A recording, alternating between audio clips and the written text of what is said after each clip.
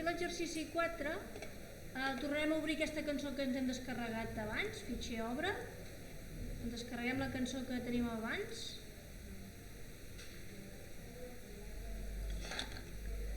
i el que es tracta ara és d'anar pujant i baixant el volum d'aquesta cançó, que això és molt important per quan feu la falca radiofònica, perquè sobreposarem dues pistes, tindreu gravada la vostra falca amb la vostra veu a dalt i tindreu una música a baix i al moment que vosaltres parleu haurem de baixar l'àudio perquè si no no se sentirà. Ara aquest àudio, si el passem, si jo gravo un àudio aquí sobre amb la meva veu no se sent el meu àudio. Llavors em torno a acostar amb la lupa, faig un zoom i aquí us imagineu que ara tenim una pista, que això ho farem el proper dia. I per baixar s'utilitza aquesta eina, per pujar i baixar el volum s'utilitza aquesta eina que es diu eina d'envolupant. Es fa un clic aquí i, espera que us projecto la meva pantalla que així ho veurà millor.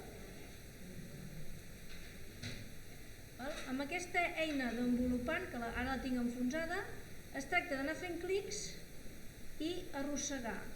Clic i arrossegar. Veieu que jo ara baixo el volum, clic, arrossego, pujo el volum.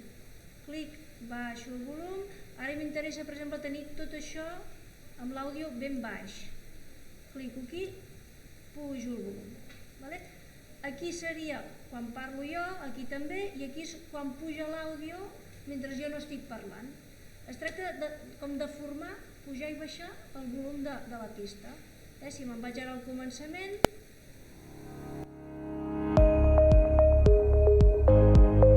Jamendo.com.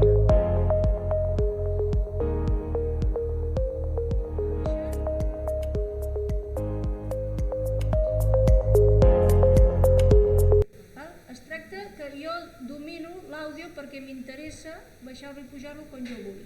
D'acord? Doncs ho proveu.